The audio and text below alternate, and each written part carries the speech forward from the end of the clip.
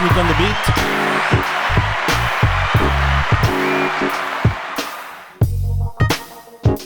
Hoekom bly jy altyd stil as 'n beat speel? What's up with that? Ons wacht ons by die intro. Babbling Heads Podcast. This is the Babbling Heads. I am DJ Fingaz. Yo, what's up? I'm the Bass 187 and we got Charlie X2C on the decks. So today, vandaag het ons 'n lekker surprise. Die braai is like die meeste hype create nou in die afgelopen 2 maanden, is het 2 maanden, 3 maanden? 2-3 maanden, ja. So yeah, we've got Krobarz, and we have the lady that needs no introduction. The one that got the scoop on Krobarz to be on a label, Celeste Mitchell. Okay, so let's start with Krobarz. Let's get a Krobarz. Sorry, the Z. Yeah. Z for Zorro. Krobarz. Sorry, Celeste. Let's start with where you grew up. Hoe alles begin het, waar jy beginne rap geleer het en al die dinge. Okay. So my name is Kyle. Surname Fulman. I'm from Parkwood, aka Krobarz. So yeah, I mean is it? Yeah, but Krobarz. It's a name I got for myself only recently, but I've been rapping since 2009, man. I've always just did it for the love and for the streets, willing to drop my music for free and so forth. Never wanted to do it for fame and so. But yeah, so in 2010, there was this other rappers from Bella. They were rapping, and one of my friends was linked to them, and they were CTB rappers, Rennie Boy and Aymana, but okay. So we actually got programs from them, and from there I started writing lyrics. Just like raw lyrics, just bars, just a lot of bars, man. Right. And my friend came into it. He was with me on that one, the one who actually made me famous now in this time. But yeah, so he came on there. He wrote a few bars and we made the first track. After that, we started enjoying it, writing new music and so forth, and it died out again. Made numbers in my room and so forth. It died out over the years. Yeah, and then I recorded my last track. Since this ones that I've recorded now, I've recorded the last one in 2013. After that, it was Pop, and then now we recorded again because he posted a video of me online, man. I didn't even want him to post it, and we didn't think that it's gonna get so much views, man. And in the same night, I think it was something like 2,000 or 3,000 views, and from there it just went up. I think it's now almost 100k, over 100k, because it was like separated, man. But yeah, and since then I was in agreements with labels and other people. But then I met Celeste, obviously, and then when I met Celeste, the labels they restricted me from posting anything else, man. Yeah. So Celeste came and she said, no, but I have a plan for us, man. And I liked her idea because I wasn't feeling comfortable with the people that I had agreements with. So I posted the next video, the second one. And from there I saw, but the likes are still like on that level. And then we just kept on posting until we went forward with our ideas now, and this is where we are right now. Like, I mean, we shot our first video, second video compared to class and all of that. But yeah, it's going bigger right now. Celeste? So yeah, like Carl said, his friend posted a video of him. So 3 years ago, I decided that I'm finally going to do this thing, the label thing, and invest my time and energy in someone, but I wasn't sure who yet. And last year, I went ahead and I registered the business without an artist or anything. I just, did my thing there. And then I was looking for someone, silently watching, sharing people's stuff, asking people to tag me and stuff if they find stuff. And someone tagged me in his video. When I saw it for the first time, it had like 7,000 views. And then I would watch it like every now and then. And then the views started climbing and I fell in love with the video. And him as an artist as well. Like there was just something so special about him, something that I haven't seen. You know what it is? Hy remind me baie, die eerste video remind me baie aan 50. 50 toe hy het 'n way van in die video sy rhyme, but there's a melody to it, man. Yes. Nou 50 like ook hy doen something it's something om te watch. I don't want to give too much away about how Kyle writes, but I will say that his writing style has a lot to do with the end product and what you hear in the songs. But there was just something extra about him, something special, something, because you guys know I've been seeing lots of artists over the 9 years that have been doing the show at that radio station. Every single week I would see MCs. But no one on this level. I literally got goosebumps every time I watched this video. And then I reached out to him. Nobody knew his name. Nobody knew where he lived. Yeah, I was a ghost on social media 3 months ago. So all we knew is that he's from Parkwood. And then I sent out a message. I was like, guys, please help me find him. And that same night, someone gave me his phone number and his name. And the next morning, I found him. Where in Parkwood is that? Hoef je te sê die adres. Francis Court by die Sokkerveld. Ek bly daar by die Sokkerveld, ja. Kyk, die fun fact, ek het actually Chris gegaan in Parkwood, né? Falcon Road. Oh, okay. Maar sit. Ek sien ja. Ek het daar Chris gegaan, ek en my bra, Zayn. Oh, hey. Ja, nou, ek ken Parkwood so, bietjie. Ons is 'n family was van Parkwood, né? Ja. Daar is Falcon Way. Ja, dat is van Falcon Way. Okay. I think also what struck me from the video, and was the fact that you were relaxed. There wasn't anything fake about it. It was so easy. It looked easy. Yeah, it was like, okay, I'm just busy having my top. And I mean, having a buzz, getting my buzz on, and that's just me flowing. So I think a lot of rappers put on these different personas, or they trying to find that niche. Especially in Cape Town, it's like either you sounding American, or you doing the straight Khoisan, or you're doing the Afrikaans. So you're doing certain styles, but I've seen you switch it up as well in your videos. So yeah, I mean, we coming on old hip hop copper. We don't claim to be heads, so to say, but we've been in the industry a long time. We've, like Celeste said, we've seen people come and go. People tend, like you said, you had your ebb and flow within hip hop. You were out for a couple of years, you just chilled, and as it comes to you. But one thing is, hip hop wants to be able to cut with it. It never lets you go. Yeah, no. So I understand, like, for a lot of people, you have to pay the bills. Kyk, jy moet graaf, jy moet geld op die tafel sit, and it's hard to actually survive and have a viable, sustainable livelihood within the hip hop industry. I mean, a lot of us have to do 10 different things. We're doing podcasts now. That's another avenue that we're pursuing, besides performing, hosting events, etc., workshops and things like that.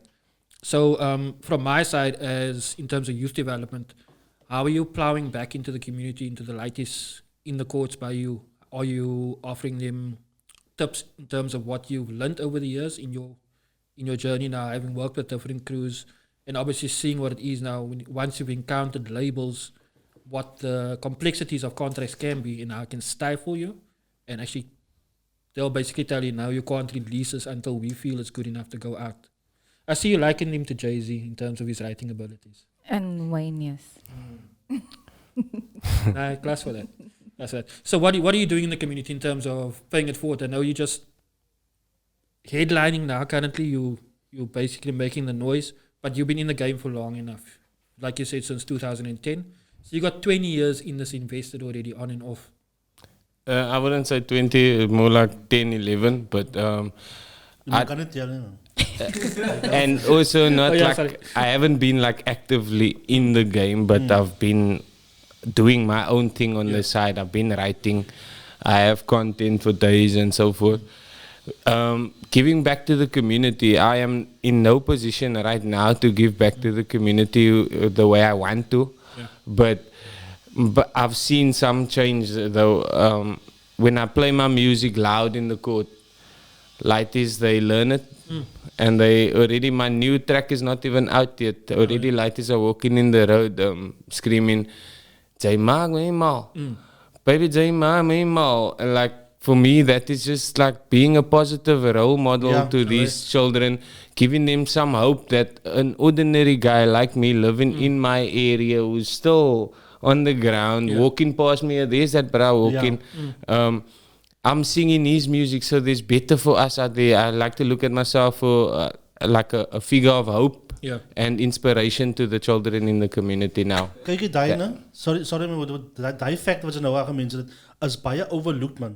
Want ek vat dit van my was dit nie vir 'n colored DJ om naam te gemaak het back in the day nie. Yeah. Want ek was like, oh shit, oh fuck, ek kan het colored doen. Ja. Do you know what I'm saying? Ja. Dieselfde met Qbert. Net na Qbert uitgekort het en gewen het by die DMC, ne? Ja. Toe daar baie Filipino DJs begin sommer kwaai raak man. That's a surprise is because of that influence man. That's a quite fact that they actually mention that. Yeah, man. Jy wil gevraagd man, kyk jy, voor die 3 maanden nou, like, was het support daar geweest man, like, in die community, nie net in die community nie, maar in jou eie huis ook man, like, het was jou, like, jy weet jou. Ja, nee, my broers en my vrienden en allemaal wat weet ik doen die ding, het nog altijd op mij gedrukt en gesê, nou kijk hier, druk my bro man. Ja.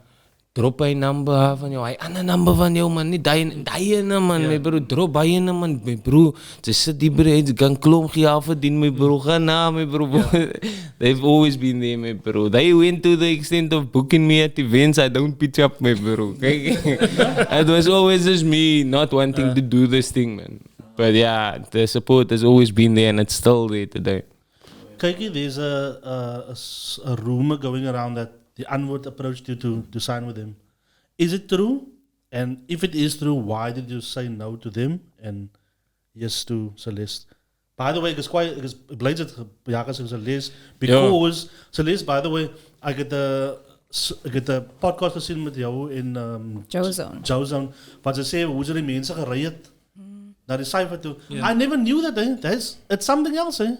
I mean, if she does that for the cypher, imagine what she gaat doen nog voor haar artist, man. Yeah, people people like to talk from the outskirts, man. They don't experience things. They're not in the situation, but your comment is going to change whatever other people are thinking of a certain person or a certain opinion or whatever it is. But yeah, you're not in that situation, so I don't like to judge men from the outside. But the N-word, that is something I don't really want to talk about, but I was approached by Ninja. Ninja spoke to me and him spoke over the phone. We were in verbal agreements and he asked me not to post and he offered to produce all my stuff for me. Yeah. You see, but all after lockdown, man. And right now, I couldn't really wait, man.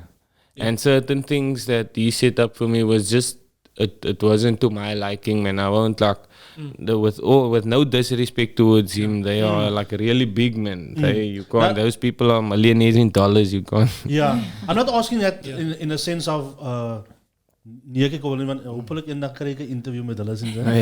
Maar ek respect nogal hulle die way hulle aan die begin het ek geweet like hoe hulle music sense maak nie, maar toe begin ek die visuals te sien, oh shit, so dis eintlik nou verstaan ek hulle music beter, man. Nou ek het respect vir die Unword dude.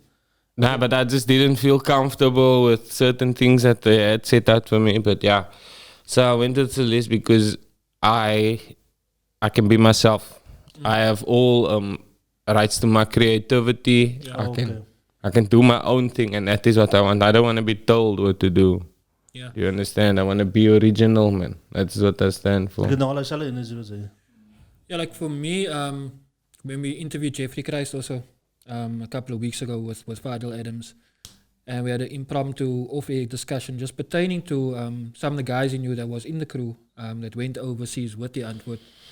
And what came out from that, I won't disclose it, but just to say that when they own you, they basically own everything. You don't walk away there with rights to your music. It's basically you're signing everything away for once of 4 apart techies in a outfit. Maar ook hy's 'n standard in die industrie, baie mense doen dit. So it's not like but that's like something Nantal, honestly, something that you would have done in the 60s with Motown Records, whatever, when your 360 deal mos.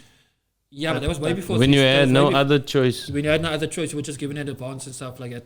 Ek try met nou te equal. Ek wil nou kak praat van die mense. No, I'm not talking kak. I'm talking basically it's from standard the label. It's standard label operations where they invest money in you that you have to pay back. Yeah. You don't own the rights to your music. Everything they publish through them, they own.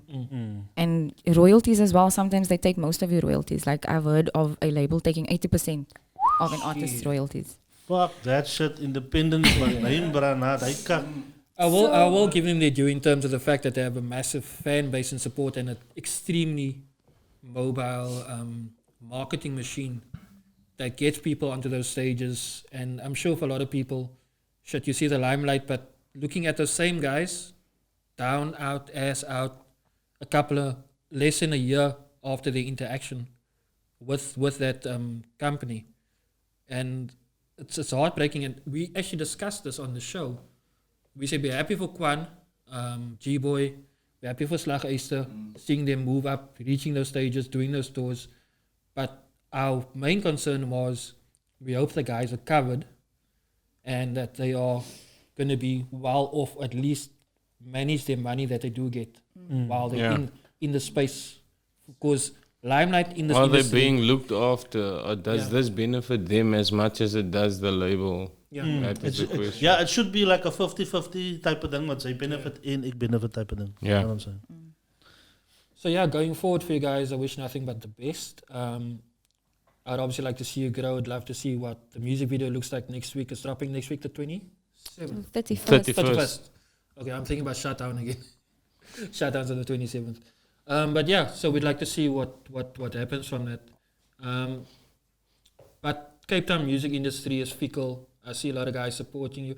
You didn't say on your Facebook post that it is your first signed artist, Yes. and you got another guy, AK up and AK coming. Domination, yes. Okay, Domination. And I remember when you launched Revolution, wasn't Boris also going to sign? No, the situation with Boris was when they created the tribe. It was the four of them. It was Boris, Dante, Dubs, and Carter. Yeah.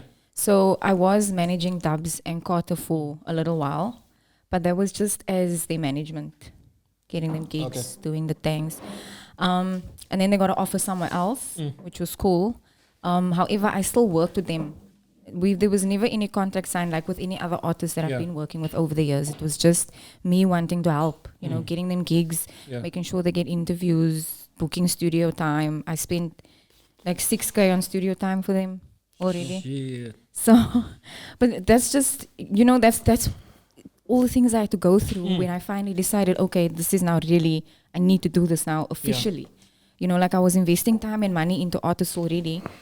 Without anything happening officially on paper, and then when things turn around, like when they get to where they wanted to be, I all of a sudden don't exist to them anymore. Sure. Yeah, I think this is sad, and we picked it up in a couple of posts. We didn't actually want to bring that part up, but for a promoter, label owner, etc., you putting in.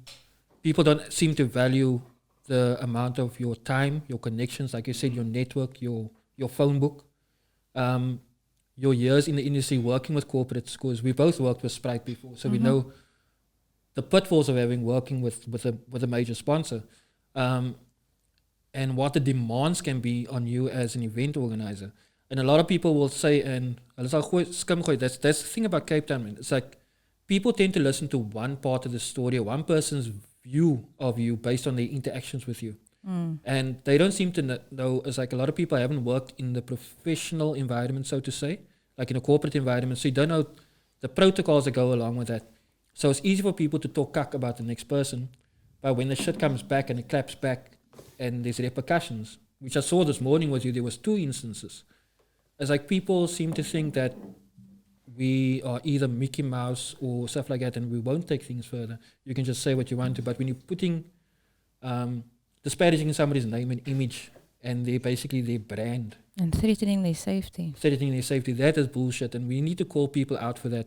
So irrespective, and this is I think largely due to the patriarchal impact or the male-dominated thing in the scene. Where Hey, that's a topic for a whole other it's show. it could be very well. We could have another one. We'd love to have you on. But what we're trying to say here is that these type of things happen to a lot of females within the industry, business owners, etc., where the people feel that it's just a right to say this, and whether it's to males or to females as well.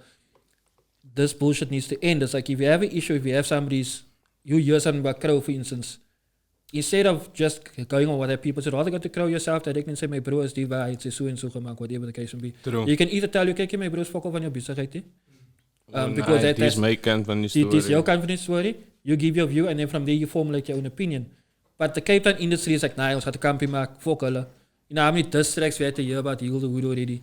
Crab in the bucket syndrome. Grab in the bucket. It's like, you don't want to promote the next person, but like, we like all up, go and do what you want to do. If you don't like us, whatever, go and do what you want to do. I mean, I've seen movements come and go. I've seen organizations that try to emulate what we do come and go. It's like, you have to be in this for the right reasons. And if you don't have love for hip hop and you're just trying to make a croon out of hip hop, you ain't gonna last. And that's what I love about Krobarz is that there's a real authenticity to him. Oh, yeah. You know, like in his videos, when he says things on social media, you can tell it's all coming from a real place. He's not faking it. There's nothing extra about him. You know, it's just what you see is what you get. And I love that. So, yeah, man. Check Yes, this. up. So, give us like a background as to how the single came about. Want vir my was dit like toe ek nou sien as ek uit nou toe ek all of a sudden al die freestyles nou okay, het hy voor dit geskryf al of is it like nou want it sound baie fresh man. No, that is everything I do is old, man. Yeah, So the single is a single the single is also old. The single I'm dropping now was done in I think 2016, 2017. Okay. I'm not sure. Kyle has gems. Kyle has a lot of... There's stuff that I've listened to of his of 2010 that I feel needs to be re-recorded. Like he's got gems in his library. Yeah. So hoe die number toe? This one. This is actually when I met my girlie, man. This one is when I met my girlie, yeah. I was actually with my car with the other kid this time. I was staying with the girlie. Okay. And then I met this girlie, man. Yeah, like, and she was just like different to what I'm used to, man. Yeah. It's just like everything that a man dream of it is right in front of you. And everything that I say in that song is true and took shape here and I saw this thing, man. And then I just wrote that, came up with a song for her and only dropped it 3 years later. We got to light it today. Okay. I mean, yeah, so it's just, but hoe mooi die meisie is en net, sy maak my net mal, man. Your muse, Die basically. girlie maak my net mal. Hy is al wat ek het om te sê oor hy number. Oh yeah. Anything else? Nah, I'm good. Kijk eens, Celeste, so how as working on the cipher, the working for the SABC and that thing, so how is that shaped how you treat your artists and how you see your record label? Let me tell forward. you from the beginning, and you will know this. And when I started at Good Hope in 2009, they weren't playing Afrikaans hip hop at all. And so that was our main mission, myself and Dee, was to, break that barrier and get them to make that happen. But when it comes to my treatment of artists, it really wasn't from Good Hope at all. It was actually before Good Hope FM. Okay. Because I don't know if you know that I used to host my own hip-hop events at the Killarney racetrack. Yeah, I've heard of. I haven't been. I was never there. But ik het bijgehoord van Edith met bij vertel. Yes, Eddie used to come, yeah. So I was hosting hip-hop events at Killarney racetrack, and literally it was just to create a stage for artists. So that's how I met Bliksemstraal and B-Boy the Curse and all those guys. I met them during that time. And I would host these events and I would always speak to artists and, listen to them. And a lot of what I was getting was that there's no platforms for them. There's no support. Radios don't play their music. There's no stages. They don't have any platforms to do anything, basically. And when I heard that D was on Good Hope, I won't lie, guys, I made a Facebook status about it. I was like, I want to be Reddy D's co-presenter. And like 2 weeks after that, I got the opportunity to meet him and we chatted about some stuff. And I went there and I was like, look, I don't want to go and meet this bra empty-handed. How is he going to remember me? Like, what am I going to do to make Reddy D remember me? Because this is my icon. Like, I've grew up listening to POC and, Reddy D used to come to our school and like, this was like, it's almost like I was meeting, I don't know. But you guys know what I'm So I wanted to be remembered and at the time I was already working with artists. So my very first time I met D, I took rappers with me. And then I was like, do you want to hear what these guys can do? And then he was like, okay, cool, let's hear it. And then they spat for him. And then he asked me to come back the next week with more MCs. And I was like, okay, cool. And then I just kept going back and back with more rappers. And I did that for 3 years before Group actually gave me a contract. Nou, ik kan relate daar. Dit ook wel niet. Ja, nee, jy moet... You must first be Exposure. on probation for 10 years. Yeah. So basically but my treatment of artists is just literally listening to them and seeing what's lacking in the industry when it comes to artists, specifically Cape Town artists. Because I feel here artists have a bigger disadvantage. The audience is smaller, because Joburg is like 5 times the size of Cape Town. So your audience is automatically reduced. The media attention is all in Joburg, so already your media attention is off the table. So what have you got? You've got your skills, and that's about it. So my mission was to just assist in creating events, building platforms, and spreading the word of these artists and using my network to basically build them. No, that's dope. That's dope. And that's how I came up with the whole business model for Revolutions Music and Media is based on everything that I've learned over these years and working with different artists. Okay, no. I like it. What's in store for the We Love Hip Hop event series? I mean, obviously Hi now with guys, COVID-19. I'll come back. I will come back. Let's talk about Krobarz. Oh, Is Krobarz Insta-list? What's in store for Nee, Krobarz? ik zal terugkomen. Ja, wat is het over Krobarz? Ja. Krobarz got 3 tracks coming for 2020. Can I name it? Yes.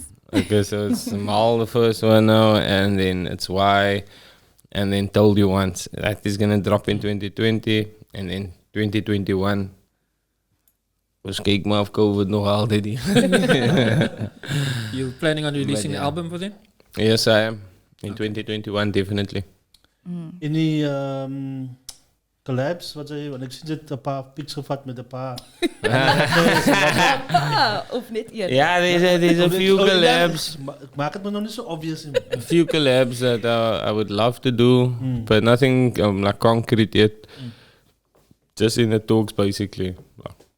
Yeah, I've But seen yeah. also like, on social media, I've seen a lot of like support from your fellow rappers. I know Boris came out to say like, kicking I. Boris actually messaged me for Carl's number and I was like, no, I'm not going to give you Boris's No, Krobarz number. me and Boris is in like Yeah. we on a first name basis now. I have his number on my Nah, like, but that's phone. dope, dude. We talking. Yeah, he also sent me something to work on. Can I like it? So One thing I want to say on air while everyone's here to witness, I will say this. You must be very wary of people who approach you now because they'll do that just to get clout behind their name. Because most of the time you'll find that it's people who have been suckling for the longest time to build themselves up and now they're going to ride your wave.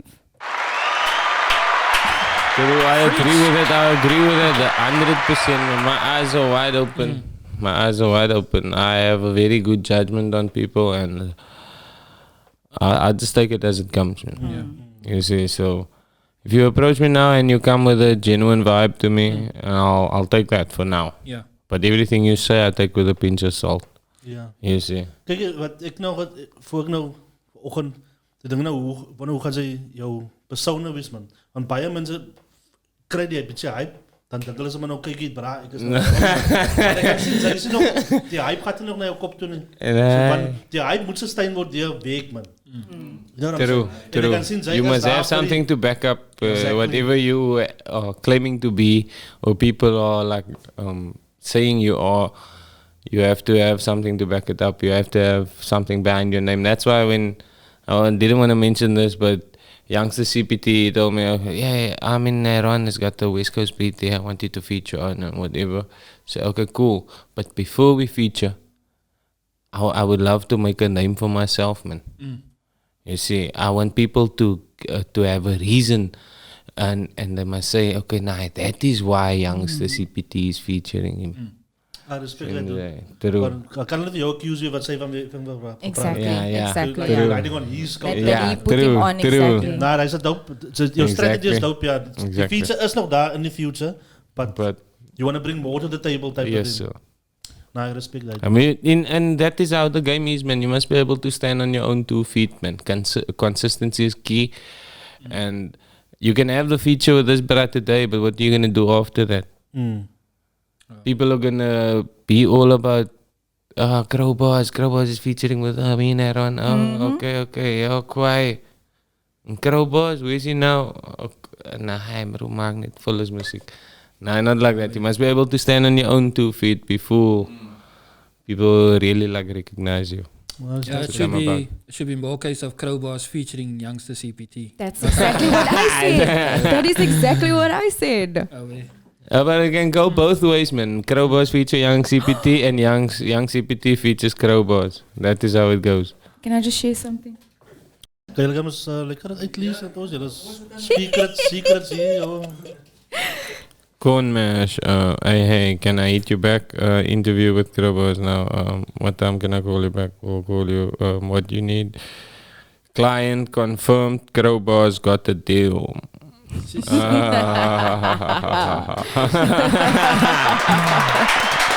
is this? That's Vumatal. That's Nantal. Oh fuck. I'm gonna be on two fucking billboards.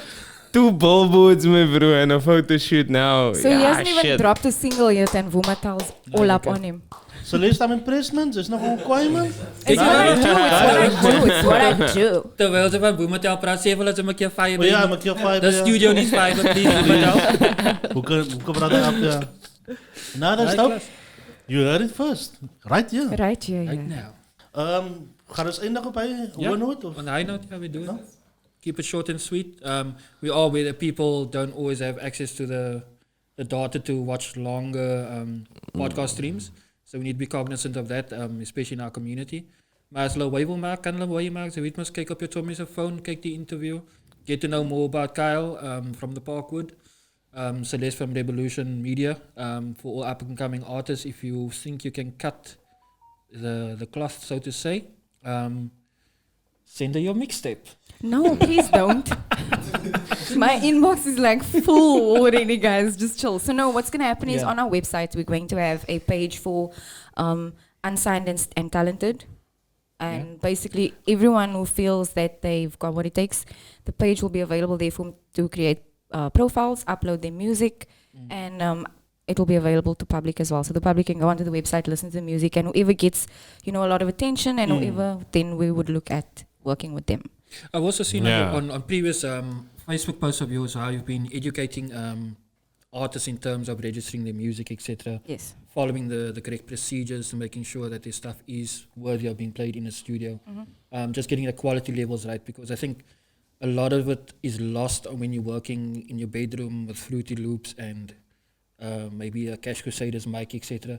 We all have to start somewhere, but there's also levels of professionalism, mastering, mixing, etc. like that. So yeah, we're trying to encourage everybody out there. It's like, don't give up on your dreams, but this is not an overnight thing. This takes years of graft to perfect your skill. Yes, sir. Like Crow said, he's got volumes of material that's just waiting there to be released. Like Celeste also said, it's like there's quality, there's gems in the stash over there. So yeah. In closing, dude, all the best for the future. I can see your kop is reg op geskroef. Thank you, man. Celeste, I can see you somebody that wants to leave this industry in a better position as what you found it. Yes. And much love for that. And I can see you're going to achieve it. Thank you so much, guys. Ja, that's it. Zeg het maar zo. Zeg het maar elke keer van mij. Plus, ons hoef je stil te blijven als een beat spelen. Ja, zo. Ons wacht op iemand te spit.